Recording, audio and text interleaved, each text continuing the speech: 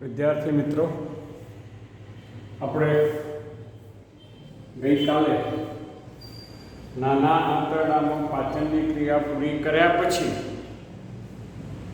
જુદા જુદા ઓર્ગેનિક પદાર્થોની પાચનની ક્રિયા ભણી ચૂક્યા હતા, જેમાં પ્રોટીન એટલે કે નત્રલ પાચનની ક્રિયા, કાર્બોહાઈડ્રેટ પાચનની ક્રિયા, ચરબી અથવા લિપિડ પાચનની ક્રિયા વિશેની વાત કરી હતી. હવે આ પછી એક ન્યુક્લિક એસિડ, જે તો સરળ છે એટલા માટે આપણે એને અલગ જોતા નથી, પણ ન્યુક્લિક એસિડના પાચનની ક્રિયા વિશે તમારે જાતે લખવાનું. ન્યુક્લિક એસિડનું પાચન ન્યુક્લિય જ કરે છે અને આપણે જાણીએ છીએ કે ન્યુક્લિક એસિડ એ ન્યુક્લિયોટાઇડ, ત્યાર પછી ન્યુક્લિયોસાઇડ અને પછી પેન્ટોઝ શર્કરા, સામો પેન્ટોઝ શર્કરાને નાઇટ્રોજન બેઝમાં ફેરવાય ત્યારે ન્યુક્લિક એસિડનું પાચન પૂર્ણ થયું કહેવાય.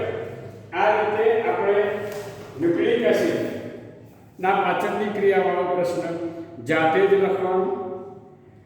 આપણે નાના આંતરડામાં પક્વાશય અને મધ્યાંતરમાં પાચનની ક્રિયા પૂરી કરી હતી. ખોરાક મધ્યાંતરમાંથી પછી શેષાંત્ર તરફ જાય. આપણે જાણીએ છીએ કે શેષાંત્રમાં શું થાય છે? ખોરાક અભિશોષણનું કાર્ય થાય. શેષાંત્રમાં શું થાય છે? ખોરાક અભિશોષણનું કાર્ય થાય. એટલે એ ખોરાક અભિશોષણની વાત હવે પછીના આપણે પ્રશ્નમાં ભણીશું. અત્યારે માત્ર આપણે મોટા આંતરડામાં થતી પાચનની ક્રિયા વિશેની વાત કરીશું. શેષાંત્રમાં ખોરાક જે આવે, આપણે નાના આંતરડાના પક્વાશય, મધ્યાંતરમાં પાચન પૂરું થયું, પૂર્ણપાક એ શામાં આવ્યો તો કે શેષાંત્રમાં આવ્યો. શેષાંત્રની અંદર ખોરાક અભિશોષણની ક્રિયા થઈ, પૂર્ણપાકમાંથી જરૂરી જે દ્રવ્યો હતા એ બધાનું શું થયું? અભિશોષણ થયું. અને ત્યાર પછી બાકી વધતા અપાચિત, અશોષિત, કેવા અપાચિત અશોષિત દ્રવ્યો એ કઈ તરફ આગળ વધે છે? મોટા આંતરડા તરફ આગળ વધે છે. આપણે આ મોટા આંતરડાની અંદર 3 ભાગો જોયેલા હતા. એ છે અધ્યાંત્ર, કોલોન અને મળાશય. કયા 3 ભાગો હતા? અધ્યાંત્ર, કોલોન અને મળાશય. એવા 3 ભાગો જોવા મળે સામો મોટા આંતરડાની અંદર. આ મોટા આંતરડામાં પાચનની ક્રિયા થતી નથી, પરંતુ અપાચિત અશોષિત જે દ્રવ્યો છે અથવા તો પાચનની ક્રિયાને અંતે વધતા અપાચિત અને અશોષિત સ્વરૂપના ઘટકો ઇલિયોસિકલ વાલ્વ, કયા? ઇલિયોસિકલ વાલ્વ દ્વારા કયો આવે છે? મોટા આંતરડાના અધ્યાંત્રમાં આવે. કયો આવે? મોટા આંતરડાના અધ્યાંત્રમાં આવે.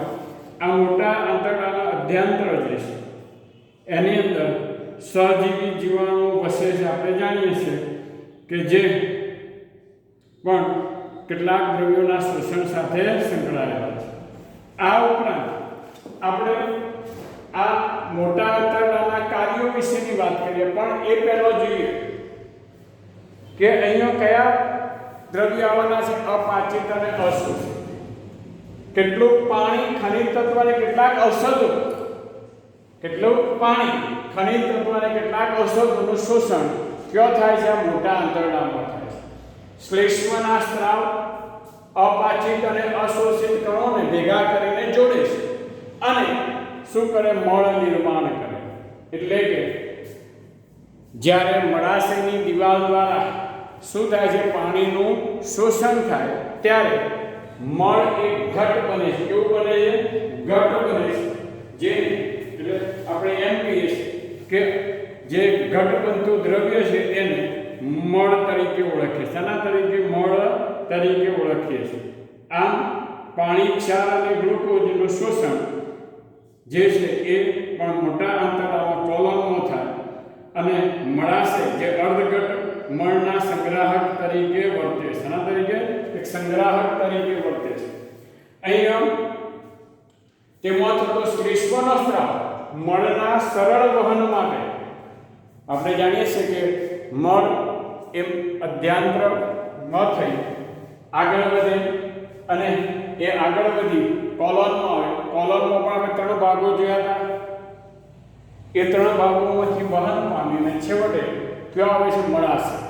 મળાશય એ જાડું ફૂલેલું હોય, એની દિવાલ દ્વારા પાણીનું શોષણ થઈને મળ ઘટ બને અને પછી એને મળ દ્વારા વડે બહાર કાઢવામાં આવે છે. હવે જે મળ ત્યાગ, પાચનના નકામા ઘટકો મળાશયનો ઘટ થતો સુસંગત મળ બને. કેવું સુસંગત મળ બને? મળ ત્યાગ પેલો મળાશયનો મળ હંગામી સંગ્રહ પામે છે. એટલે મળાશય એ શું છે?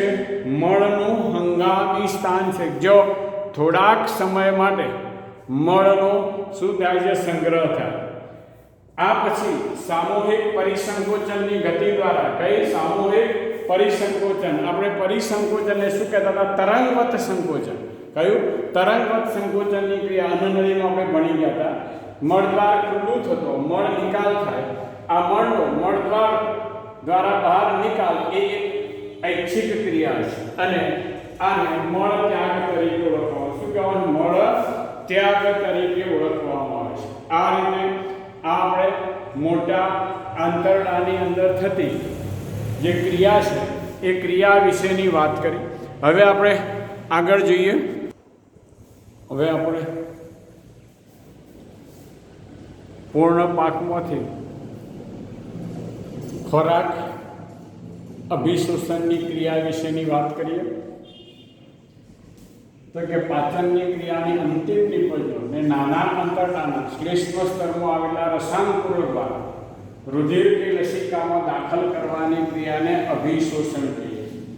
આપણે અગાઉ જોઈ ગયા કે મધ્યાંતરમાં પાચનની ક્રિયાને અંતે પૂર્ણ પાક્ય આવે છે, શેષાંતરમાં નાના આંતરડામાં આવે છે. જો એના શ્લેષ્મ સ્તરમાં રસાંકુર દ્વારા રુધિર કે લસિકામાં દાખલ કરવાની ક્રિયાને આપણે શું કહીએ છીએ? અભિશોષણ.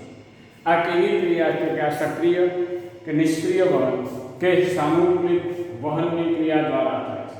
હવે જે વિવિધ દ્રવ્યોનું શોષણ, તેમાં પહેલાં જે ગ્લુકોઝનું શોષણ જે છે એ કે ગ્લુકોઝ જેવા મોનોસેકેરાઇડ એમિનો એસિડનો થોડોક જથ્થો અને ક્લોરાઇડ આયન જેવા કેટલાક ઇલેક્ટ્રોલાઇટ સરળ પ્રસરણ દ્વારા શોષાય છે. કઈ ક્રિયા દ્વારા? તો કે સરળ પ્રસરણની ક્રિયા દ્વારા શોષાય. સરળ પ્રસરણની ક્રિયા દ્વારા શોષાય છે. ગ્લુકોઝ છે, એમિનો એસિડનો થોડો જથ્થો છે, ઉપરાંત ક્લોરાઇડના આયનો છે, એ બધા જેવા ઇલેક્ટ્રોલાઇટ છે એ સરળ પ્રસરણ દ્વારા શોષાય. આ પદાર્થનો રુધિરમાં પ્રવેશ સાંદ્રતા ઢોળાંશ પર આધારિત છે. હવે જે ફ્રુક્ટોઝ અને કેટલાક એમિનો એસિડનું વાહક સોડિયમ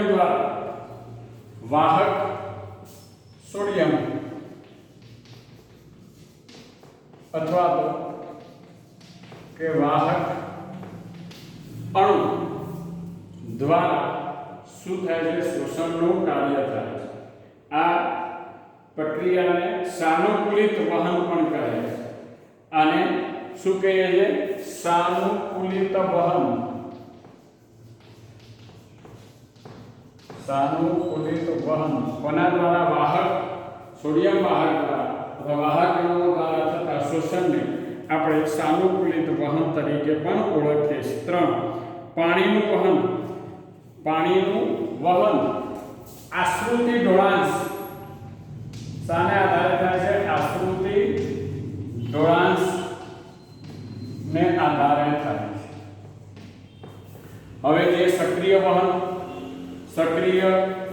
એટલે શું અગાઉ ભણી ગયા છે કે જે વહન માટે શક્તિ